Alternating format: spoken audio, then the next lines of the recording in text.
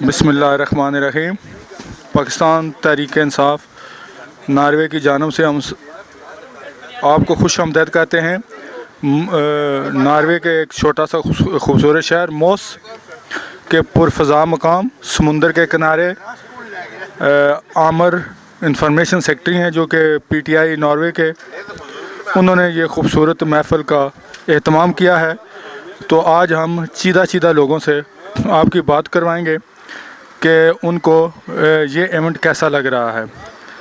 تو سب سے پہلے میں آپ کو بتاتا چلوں کہ یہاں موس جو ہے یہ چھوٹا شہر ہے، لیکن پاکستانی یہاں پر 70 کی دہائی سے رہ رہے ہیں۔ شروع میں یہاں پر جو لوگ آئے تھے وہ مختلف کارخانوں فیکٹریوں میں کام کرتے تھے، تو اب آہستہ یہاں پر فیکٹریاں بھی ختم ہونا شروع ہو گئے ہیں اور پاکستانی لوگوں بلکہ ان کے بچوں نے کافی ترقی کیا اور وہ مختلف پیشوں میں اب کام کر رہے ہیں۔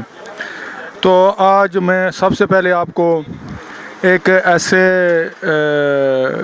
ایسے بندے سے ملاقات کراتا ہوں جو موس میں سب سے پرانے رہ رہے ہیں۔ ان سے پوچھتے ہیں کہ جب وہ پہلی دفعہ موس آئے تھے تو یہاں پر کس قسم کا رہن سہن تھا اور وہاں سے لے کر آج تک اس شہر میں کیا تبدیلی آئی ہے۔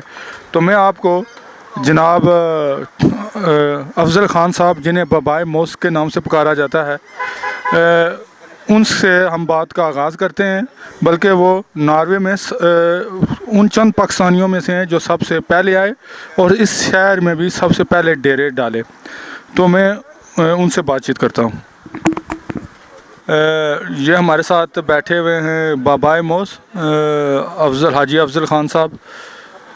حاجی افضل صاحب، آپ سب سے پرانے پاکستانی اس شہر میں بسے ہیں، تو آپ تھوڑا سا بتائیں گے کہ جب یہاں پر آئے تھے تو اس وقت موس کے کیسے حالات تھے اور اس وقت کے حالات اور اس وقت کے حالات میں کیا فرق آپ محسوس کر رہے ہیں؟ دیکھیے جی، میں موس میں 1974 میں آیا تھا۔ اس وقت موس کے کوئی فیملی نہیں تھی، صرف ہم لوگ ہی تھے۔ آہستہ فیملیاں آتی گئیں اور یہ تعداد بڑھتی گئی، اور آج ماشاءاللہ ہم یہاں پہ موس میں 500 سے زیادہ ہیں۔ اور ہماری جو سب سے بڑی چیز یہ ہے کہ ہمارے نوجوانوں نے یہاں بہت کام کیا ہے اور انہوں نے اپنا ایک مقام بنایا ہے جس سے مجھے خوشی ہے۔ میں 20 سرے کا سب سے پہلا ممبر تھا جو یہاں پہ نارویجن ووٹ سے الیکٹ ہوا۔ اس کے بعد اور نوجوان آگے آتے گئے اور یہ کام چلتا گیا۔ میں نے ریڈیو اسٹیشن شروع کیا، 10 سال کے تک محنت کے بعد مجھے گورنمنٹ ناروے نے اس کا لائسنس دے دیا کہ میں اپنا ریڈیو اسٹیشن بنا سکتا ہوں۔ آج کے حالات جو ہیں ماشاءاللہ بہت اچھے ہیں۔ ہمارے پاس اپنی مسجد ہے، ہمارا ہر بچہ کام کر رہا ہے اور ہمیں کسی قسم کی کوئی تکلیف موس میں نہیں ہے۔ میں موس میں پہلے دن سے آیا ہوں اور یہیں پہ ہوں اور یہیں پہ انشاءاللہ رہوں گا۔ حاجی صاحب، تھوڑا سا اور بھی بتائیں کہ یہاں پر ایک تو ہو گیا لوکل سیاست کو، جو یہاں پر پاکستانی سیاسی تنظیمیں ہیں، کیا خیال ہے کہ وہ یہاں پر رہ کر پاکستان میں کوئی پاکستان کی کوئی خدمت کر سکتی ہیں، یا کوئی اس کے لیے جو یہاں سے جو کچھ سیکھا ہے تاکہ وہ اپنے پیارے ملک کو بھی دیا جائے تو وہاں کے بھی بہتر حالات ہو سکیں؟ جب تک آپ کے ملک میں یعنی کہ میرے ملک میں بھی کرپشن ختم نہیں ہوگی، وہاں کچھ بھی نہیں ہو سکتا۔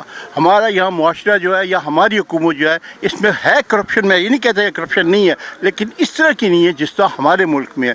دوسری رہے گی سیاسی پارٹیوں کی بات آپ کرتے ہیں، تو سیاسی پارٹیاں جو پہلی مسجد بھی ہمارے پاس کوئی نہیں تھی، آہستہ مسجدیں بنتی گئیں، اس طرح سیاسی پارٹیاں بھی آ رہی ہیں۔ مسلم لیگ نون ہے، مسلم لیگ کاف ہے، تحریک استقلال ہے، تحریک انصاف ہے۔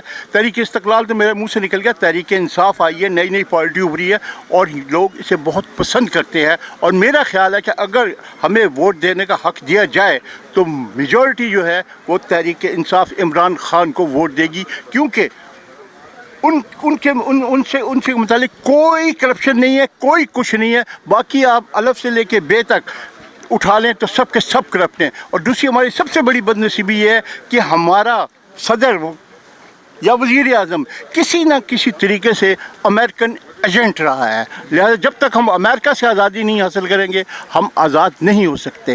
ہمیں چاہیے کہ ہمیں ووٹ کا حق دیا جائے، لیکن یہ ناممکن ہے۔ ڈیول نیشنلٹی میں بھی آپ انگلینڈ، کینیڈا نیوزی لینڈ وہ ووٹ دے سکتے ہیں, ہم نارویجن جو ہے وہ ووٹ نہیں دے سکتے کیونکہ ہمارے پاس ایک نیشنلٹی ہے. حکومت کو چاہیے کہ ہمارے متعلق بھی سوچے. سارا پیسہ فارن ایکسچینج ہم بیچتے ہیں, ہمارے اس پیسے سے حکومتیں چلتی ہے, لیکن ہمیں کچھ بھی نہیں دیا جاتا. وہ جو پیسہ ہم بیچتے ہیں, عمران خان کی بات مجھے یاد آ گئی, وہ معاف کیجیے گا قریشی صاحب کی بات یاد آ گئی, کہ وہی پیسہ واپس یہاں وہ حکومتیں بیچ دیتی ہیں اپنے اکاؤنٹ میں. تو جب تک یہ ختم نہ ہوگا کچھ بھی نہیں ہو سکتا. اچھا, آپ نے یہ دوہری شہریت کی بات کی ہے, آپ لوکل سیاست میں بھی کافی عرصہ رہے ہیں, تو آپ کے خیال میں سب سے بڑی رکاوٹ کیا ہے کہ پاکستانیوں کو دوہری شہریت رکھنے میں, خاص طور پر ناروے پاکستان کے سلسلے میں؟ اس میں پاکستان کی طرف سے کوئی ہچ نہیں ہے, لیکن جو ہے وہ نارویجن گورنمنٹ کی طرف سے ہے.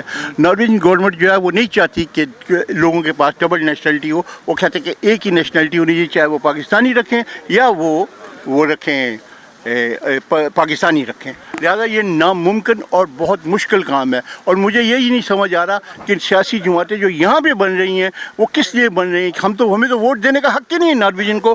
اور 60, 70, 80% میں کہوں گا جو پاکستانی ہیں وہ نارویجن نیشنلٹی لے چکے ہیں, اور اب ہم نارویجن ہیں.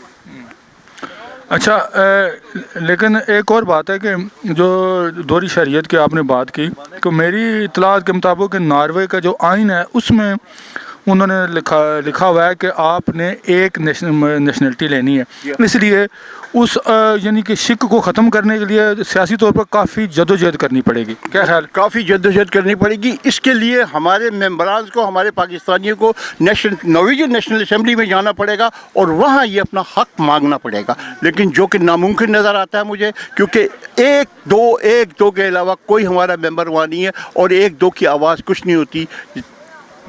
اچھا, میں آخری سوال, آپ کے خیال میں جب آپ ناروے آئے ہیں تو آپ ایک خواب لے کر آئے تھے کہ ہم اتنا پیسہ کمائیں گے, پاکستان میں جو اپنا خاندان ہے اس کی بہتر حالت کریں گے, تو اب تک کیا خیال ہے آپ نے وہ مقاصد پورے کر لیے ہیں کہ آپ کچھ دوسری طرف ہی, مطلب ہے بچے نارویجن معاشرے میں مدغم ہو رہے ہیں, آپ اس بارے میں کیا کہیں گے؟ دیکھیں جی, سب سے پہلے جب ہم لوگ آئے تھے ہمارا یہ خیال تھا کہ ہم کچھ عرصہ رہیں گے, کچھ بنائیں گے اور واپس چلے جائیں گے.